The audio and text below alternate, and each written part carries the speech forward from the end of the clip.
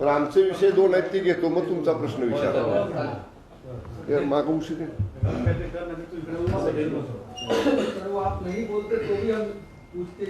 नहीं, मेरा पहला जो विषय है जिसके लिए बुलाया है प्रेस को, करूँ चालू?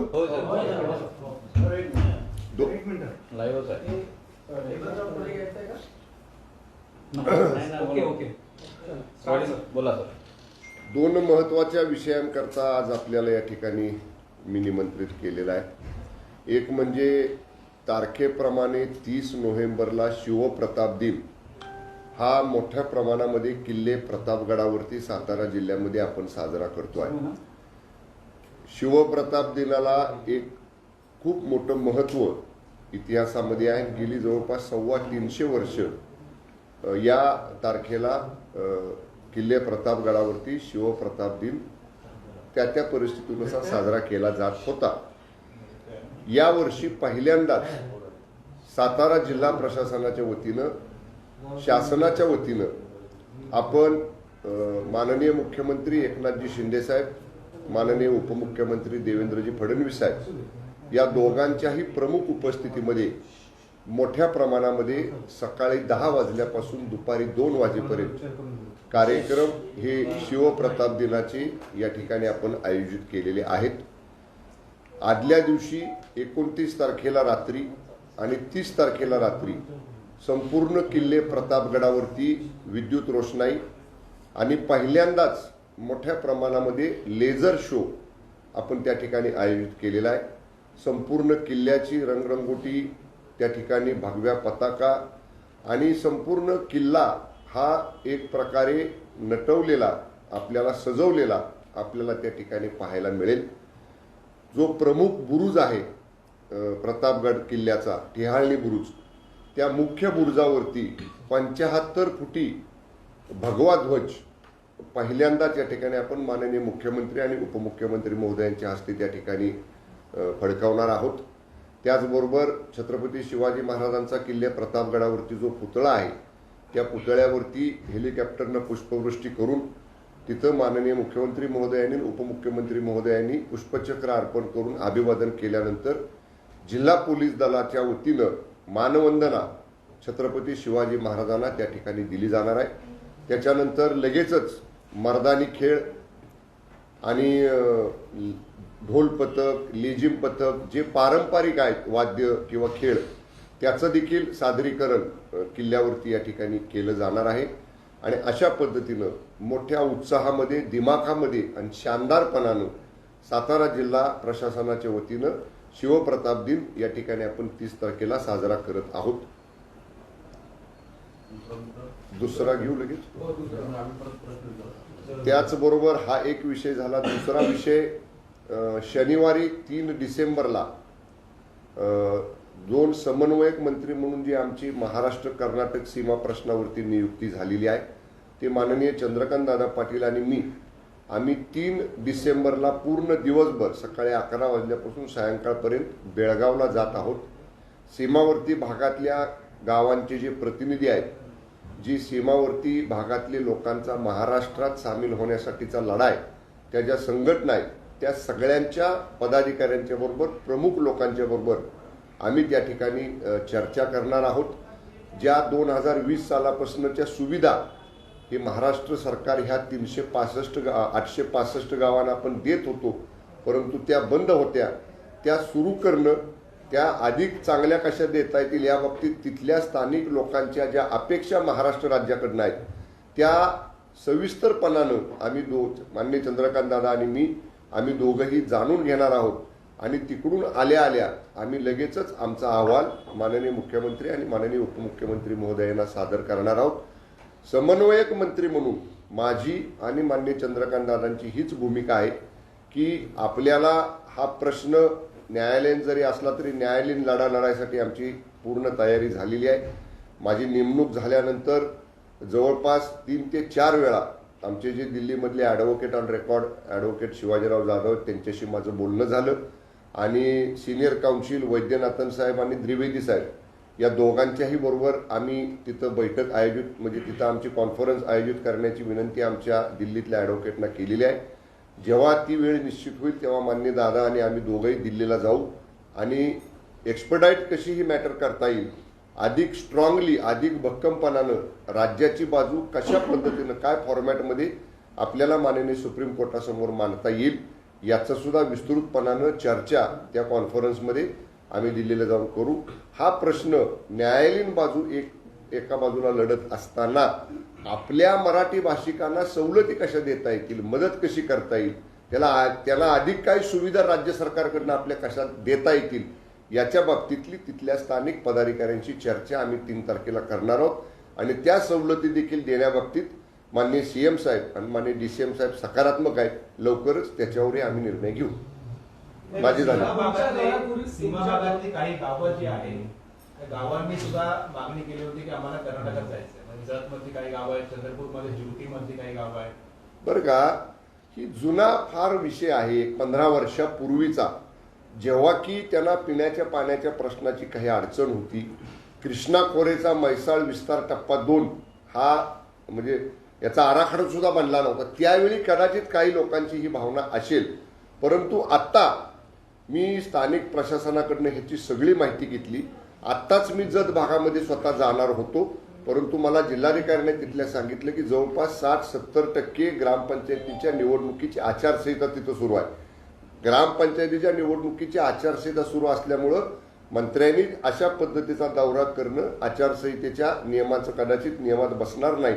म्हणून जिल्हाधिकाऱ्याने मला विनंती केली की निवडणुकाचा हा कार्यक्रम संपल्यानंतर आपण या. पण म्हैसाळ टप्पा 2 हा जो आपण जवळपास 1250-1300 कोटी रुपयांचा आराखडा आहे तो आता टेक्निकल स्क्रुटिनी कमिटी समोर आहे.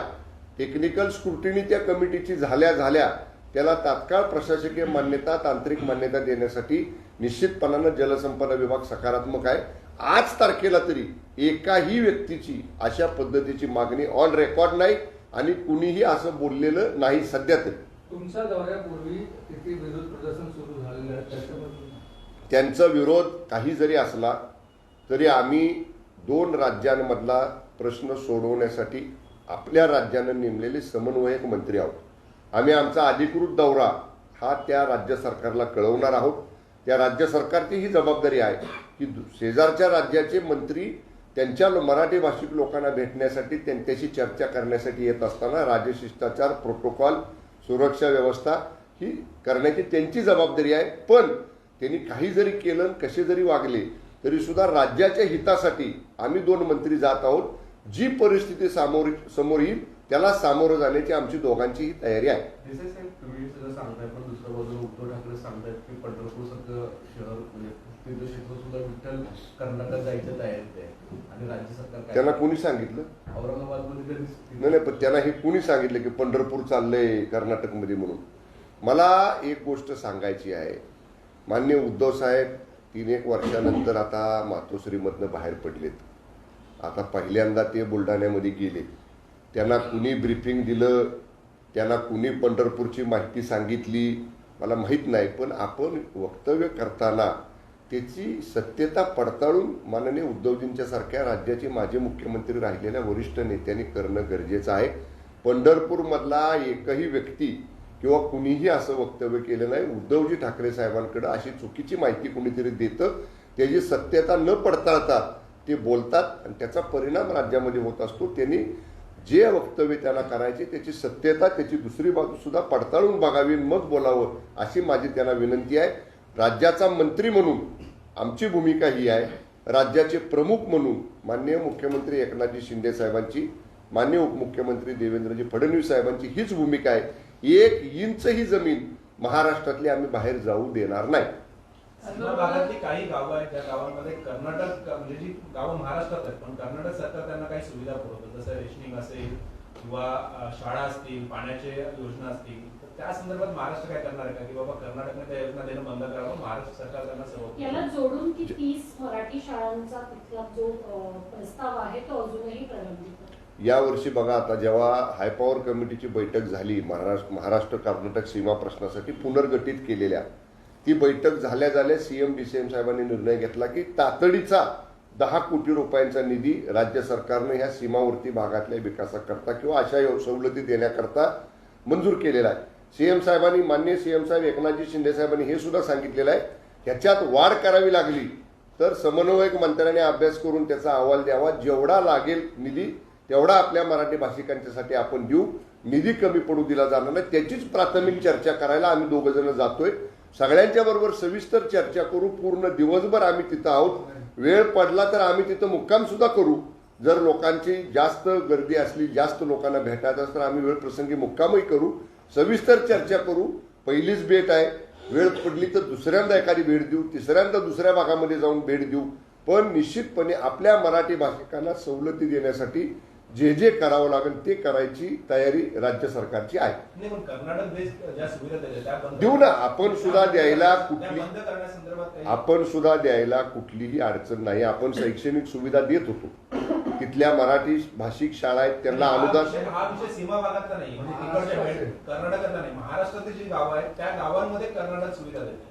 नाही, महाराष्ट्रामधल्या गावांना कसं कर्नाटक सुविधा देऊ शकत अनेक ठिकाणी अशी गावं नाही. आहेत. म्हणजे मी स्वतः काही गावांमध्ये गेलेलो आहे. आम्ही त्याची खात्री करू. पण राज्य महाराष्ट्रामध्ये असणारी गावं यांना तर आपलं रेशनिंग आहे, यांना तर आपल्या पिण्याची योजना आहेत, सगळ्या सुविधा आपल्या आहेत.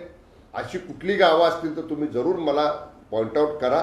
जरूर तिथल्या संबंधित सरकारी यंत्रणेला आम्ही सूचना देऊ, तपासून घेऊ. पण राज्यामध्ये आपल्या असताना दुसऱ्या राज्यानं येऊन त्यांना काय द्यावं अशी महाराष्ट्राची परिस्थिती नाही. महाराष्ट्र राज्य आर्थिक भक्कम आहे, प्रगत आहे. उलट आपण जे आता वादातीत भाग हा 865 गावांचा आहे त्यांना अधिक सुविधा द्यायचा प्रयत्न करतोय. तर नैसर्गिकरित्याच राज्यात असणाऱ्या गावांची पूर्ण जबाबदारी राज्य सरकारची, जे त्यांच्यासाठी करावं लागेल ते आम्ही सगळं करू. तर एकीकडे प्रतापगडावरती आपण छत्रपतींच्या सन्मानार्थी इतका मोठा दिमागदार सोहळा घेत आहे, परंतु राज्याचे राज्यपाल त्यांच्याबाबत जे वक्तव्य करतायत त्याच्या विरोधात इतका रोष व्यक्त होतोय. त्या ठिकाणी आंदोलनं होत आहेत. स्वतः उदयनराजे हे सुद्धा आज प्रेस कॉन्फरन्समध्ये भावूक झाले, परंतु कुठली कारवाई किंवा एखादं त्यांच्याकडनं अपलोदी अशा पद्धतीचं काही दिसत नाही. आम्ही बरं का माननीय मुख्यमंत्री महोदयांनी, माननीय उपमुख्यमंत्री महोदयांनी, आम्ही सर्व मंत्री महोदयांनी, राज्यातल्या सर्व पक्षीय नेत्यांनी राज्यपालांनी केलेलं वक्तव्य चुकीचं आहे, त्याचं कुणीही समर्थन करणार नाही ही स्पष्ट भूमिका आम्ही घेतलेली आहे. आम्ही त्याच्याबद्दल तीव्र नाराजी सुद्धा व्यक्त केलेली आहे. माध्यमांच्या समोर केलेली आहे, उघडपणानं केलेली आहे, भाषणांमधनं केलेली आहे. आम्ही कुणीही माननीय राज्यपाल महोदयांच्या छत्रपती शिवरायांच्याबद्दल केलेल्या वक्तव्याचं कधीही आम्ही या ठिकाणी म्हणजे त्याचं समर्थन तर सोडाच, परंतु त्याच्या बाबतीत आम्ही नेहमीच नाराजी व्यक्त केलेली आहे. छत्रपती शिवाजी महाराज हे कालही आमचे दैवत होते, कालही आमचा आदर्श होते, आजही आमचे दैवत आहेत, आदर्श आहेत, तर पुढे हजारो शेकडो वर्ष राहणार आहे.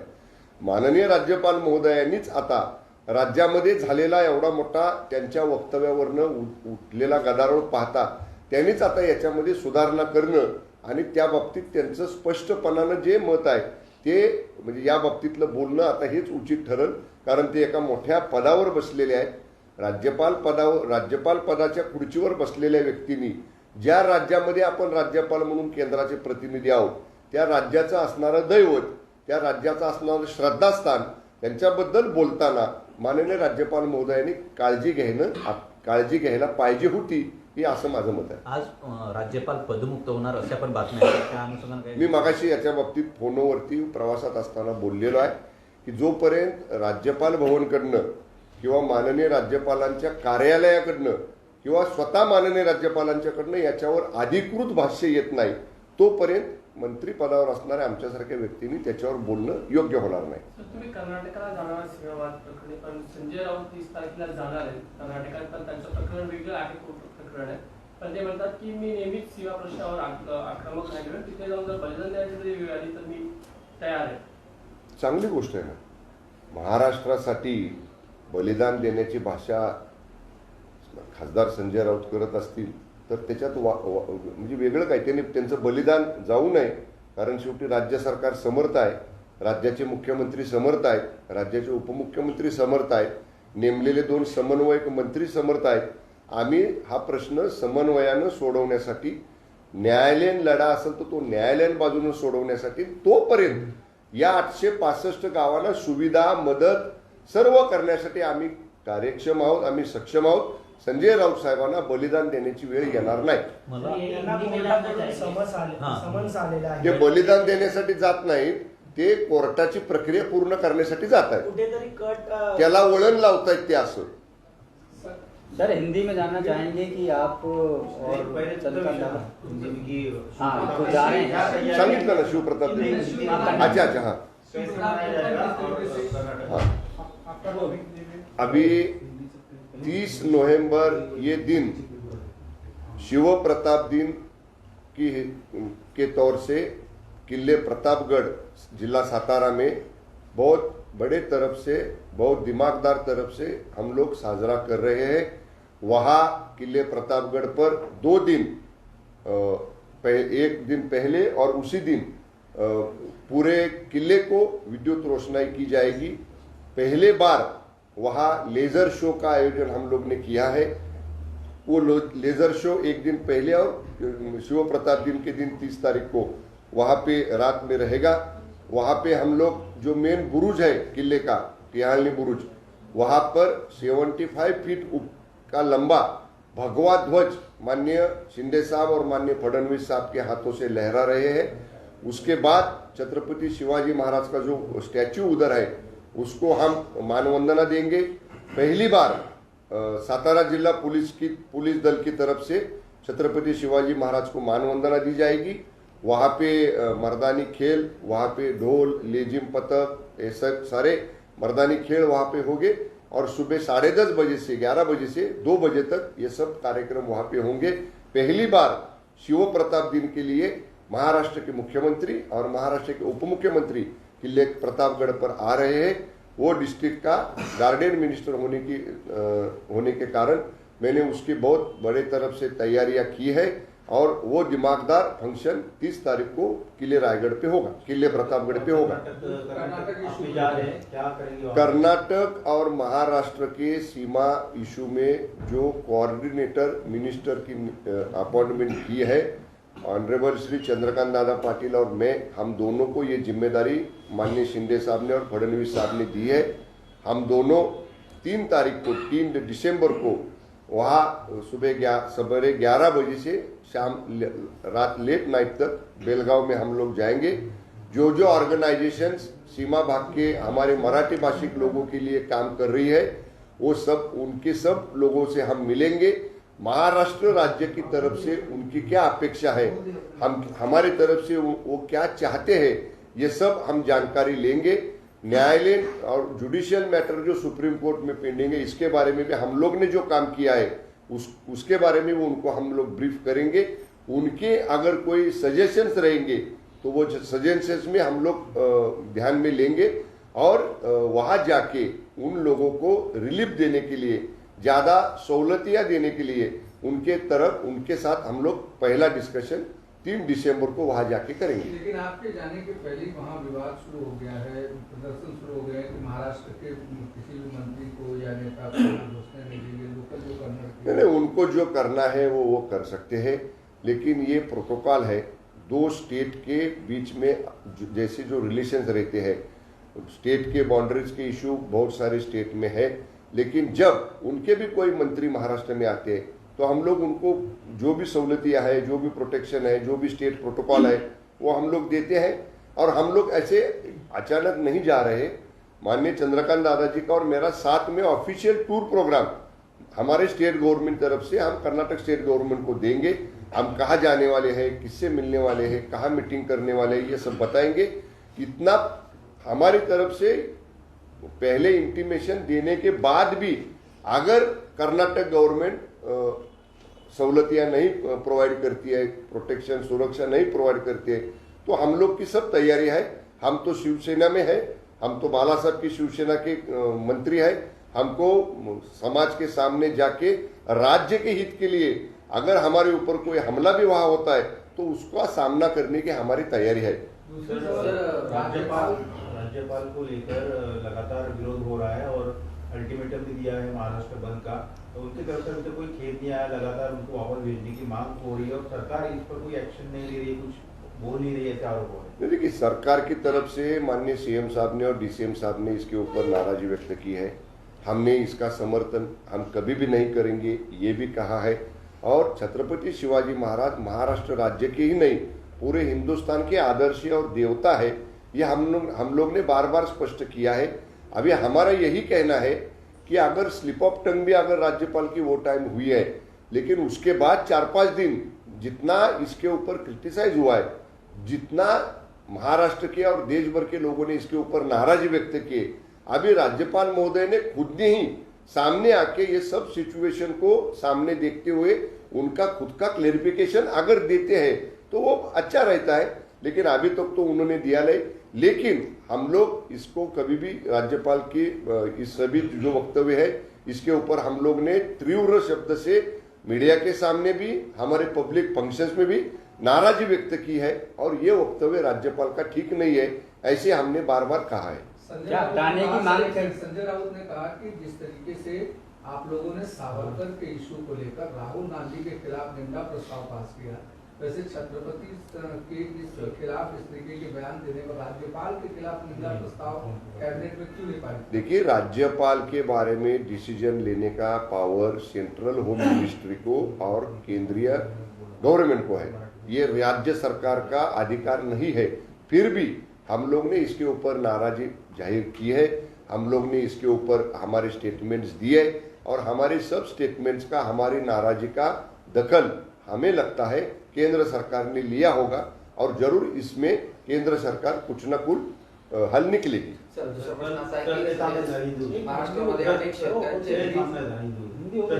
राज ठाकरे इन्होंने भाषण किया, और भाषण में उन्होंने राहुल गांधी को लेकर भी कुछ बातें कही कि वो कमजोर दिमाग के हैं, और सावरकर जी को लेकर उन्होंने जिस तरह से बातें की, उन्होंने उद्धव ठाकरे की कहा कि हिंदुत्व मराठी के मुद्दे पर उन्होंने कोई भूमिका नहीं है, लाउड स्पीकर का मुद्दा हो। आप उनके भाषण को कैसे देखते हैं? देखिए, राज ठाकरे साहब जो है वो प्रैक्टिकल बातें करते हैं। देखिए, सावरकर जी का अवमान और सावरकर जी के बारे में किया हुआ उनका वक्तव्य ये कोई भी सहन नहीं करेगा।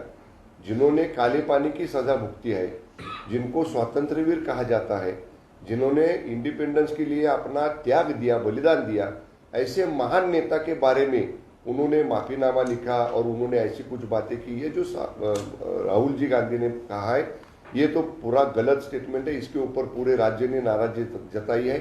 लेकिन ऐसी वक्तव्य करके, और महाराष्ट्र में उनका जो भारत जोड़ो का यात्रा चल रही थी, उसमें उन्होंने कंट्रोवर्सी महाराष्ट्र में आके सावरकर जी को जो महाराष्ट्र मानता है किया है, और उसका उन्होंने नतीजा भी पाया है। बहुत सारे लोगों ने उनका विरोध किया, बहुत सारे लोगों ने उनके ऊपर नाराजगी व्यक्त की है। और उद्धव ठाकरे जी के बारे में जो राज ठाकरे साहब ने बात की वो बिल्कुल ठीक है। अभी 3 साल के बाद उद्धव जी बाहर आए हैं घर से, वो कभी 3 साल के बाद बाहर आने के बाद अभी एक प्रोग्राम बुल्डाना का उन्होंने किया, और उसमें भी उनका भाषण आप सब लोग ने देखा।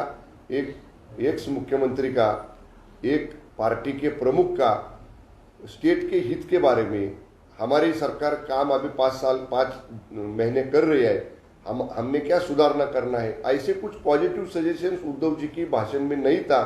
खाली टीका करना, क्रिटिसाइज करना, और जो हमने कदम उठाया है शिंदे साहब के नेतृत्व में, उसको जो भारी भरकम समर्थन महाराष्ट्र में मिल रहा है, 50 आमदार, 13 खासदार, 14 राज्य के राज्य प्रभारी, इतना बड़ा समर्थन मिलता हुआ देख के उसके बाद उद्धव जी का अभी ये हो गया है, वो हल गए हैं, और इसके लिए वो ऐसी किसी की नकल करके, किसी की मिमिक्री करके ऐसा कोई बात करते हैं। लाउड स्पीकर जो है वो अभी भी कई जगह पर बड़े आवाज में बड़ी उसमें अजान हो रही है, तो उसको लेकर पहले पुलिस भी जाए, और नहीं बात मानी तो फिर टेम्पो में बड़ी आवाज में लाउड स्पीकर पे हनुमान चालीसा बजाई। हम लोग ने, मैं पिछली सरकार में राज्य मंत्री होम का था, तभी भी हमने क्लियर डायरेक्शन सभी पुलिस यंत्रणा को दिया है। जो डेसिबल का लिमिट दिया है, कोर्ट ने अलाउ किया है, वो डेसिबल की लिमिट में ही लाउडस्पीकर परमिशन लेके लगा सकती है। बिना परमिशन के अगर ऐसा कोई लाउडस्पीकर लगा के ऐसा वो सुप्रीम कोर्ट के ऑर्डर का उल्लंघन करता है, तो उस पे ऊपर कार्रवाई करने का पिछले बार ही हम लोग ने पुलिस को कहा था। अभी भी अगर ऐसा कोई कई जगह चल रहा है तो इसका जरूर फिर से एक बार रिव्यू लिया जाएगा। माननीय गृह मंत्री श्री फडणवीस साहब के साथ मैं इसके बारे में बात करूंगा, और जो कोर्ट का डायरेक्शन है, जो कोर्ट ने नियम तय किया है, वो नियम में रह के, वो नियम के दायरे में रह के जो भी करना है वो करेंगे। उसका उल्लंघन जो भी करेगा उसके ऊपर कार्रवाई हो जाएगी। अभी उद्धव जी और उनके नेता कह रहे हैं कि शिंदे सरकार अपने आप को खुद को हिंदुत्ववादी बता रही है, तो अब राज ठाकरे जो बांध कर रहे हैं वो उस पर अमल करके दिखाए, निकाल के दिखाए। जरूर करेंगे, क्यों नहीं करेंगे। लेकिन आपने किया क्या? आप जब मुख्यमंत्री थे, आपके साथ आप जब महाराष्ट्र के 2.5 साल मुख्यमंत्री थे, आपने कभी एक आदेश दिया कि ये बंद करो, इसको निकालो? आप खुद का 2.5 साल का आपका टेन्योर देखो ना। आपके साथ कांग्रेस वाली एक तरफ और राष्ट्रवादी वाली एक तरफ बैठते थे। उनके डर की वजह से आपने स्टेटमेंट भी नहीं दिया। ऑर्डर निकालने का तो ऑर्डर निकालने की तो बात ही नहीं, एक स्टेटमेंट भी नहीं दिया उद्धव जी ने कि ये निकालना चाहिए करके। क्यों? क्योंकि उनके दाएं तरफ बाएं तरफ कांग्रेस और राष्ट्रवादी वाले के लोग बैठते थे। तो हमको ऐसे बोलने की उनको जरूरत नहीं है। हम जरूर जो भी कायदा कानून के दायरे में है उसका इम्प्लीमेंटेशन महाराष्ट्र में हम लोग करेंगे। बेलगांव कोर्ट ने संजय राउत को समन्स भेजा है। संजय राउत का कहना है कि सरकार का एक षड्यंत्र है, उन्हें वहां बुलाकर गिरफ्तार करना चाहते हैं। देखिए, कर्नाटक सरकार का क्या व्यू है तो मैं तो नहीं बता सकता, लेकिन हम सब लोग जानते हैं, अगर एक इशू कोर्ट में पेंडिंग है, पुलिस स्टेशन में पेंडिंग है और उसका चार्जशीट कोर्ट में जाता है, तो पहली बार कोर्ट में जाके हमको कोर्ट के सामने पेश होना पड़ता है। महाराष्ट्र में भी लॉ में वही प्रोविजन है। अगर उस प्रोविजन के हिसाब से वहां पे कोई अगर लीगल प्रोसीजर उनको फॉलो करनी है और पूर्ण लीगल फॉर्मेलिटीज पूरी करनी है तो उसका ये भाग हो सकता है। लेकिन इसमें डरने के लिए मैं मंत्री होने के बाद भी अभी मैं कह रहा हूँ कि अभी आपके प्रतिनिधि ने कहा कि महाराष्ट्र के 2 मंत्री उधर जाने के पहले वहां पे लोग कह रहे कि उनको नहीं आने देंगे। राज्य के हित के लिए हमारे ऊपर जो भी पथरावबाजी करे, कुछ भी करे, उसका सामना करने के लिए हम लोग तैयार है। वैसे ही लीगल प्रोसीजर है राउत साहब का, वो जाए कोर्ट में और लीगल प्रोसीजर करके आए। वो खुद को बड़ा बताना चाहती है कि मेरे को कोर्ट में बुला के मुझे फंसाना चाहती है, मुझे शहीद करना चाहती है, जो किसी के दिमाग में भी नहीं है। ऐसी बातें सामने लाके मैं कितना बड़ा हूं, मैं कितना मोटा हूं, ये खुद का बड़प्पन बताने की कोशिश संजय राउत कर रहे हैं। सर, हाच प्रश्न राज ठाकरे बरं, आता एकदा हिंदी संपवा, अवघड होते राज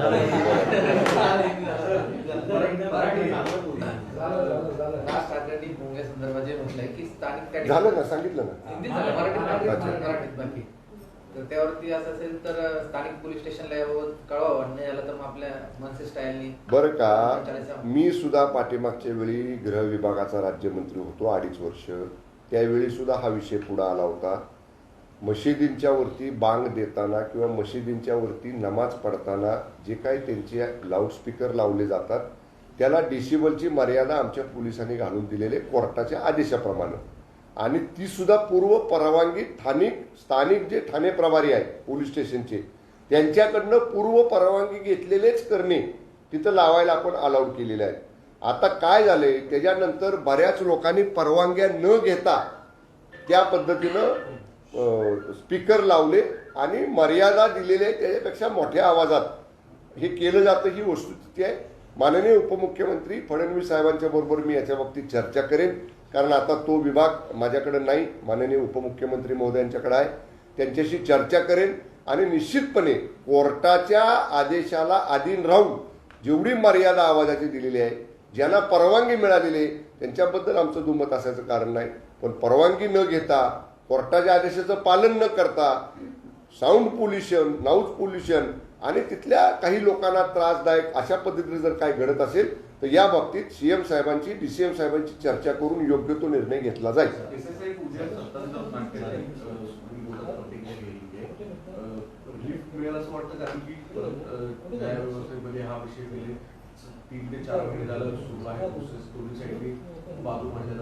आमचा पहिल्या दिवशीपासून आम्ही सांगतोय, आमचा न्याय व्यवस्थेवरती विश्वास आहे। आम्ही ज्या काही गोष्टी केलेल्या आहेत त्या कायद्याच्या चौकटीत नियमाच्या अधीन राहूनच केलेल्या आहेत। आम्ही कुठलीही कृती, कुठलंही कृत्य नियमबाह्य केलेलं नाही। त्यामुळे न्याय व्यवस्थेवरती आमचा विश्वास आहे। आम्हाला न्याय देवतेकडनं न्याय मिळेल याची आम्हाला निश्चितपणाने खात्री आहे।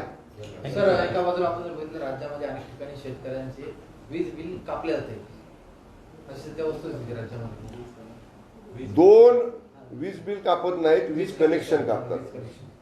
वीज बिल कट केलं तर बरंच आहे ना, मग माफच झालं बरं का. त्याच्यामध्ये वस्तुस्थिती अशी आहे, याच्यापूर्वी जुन्या थकबाकीचे 50% पैसे भरलं तरच वीज जोडली जायची.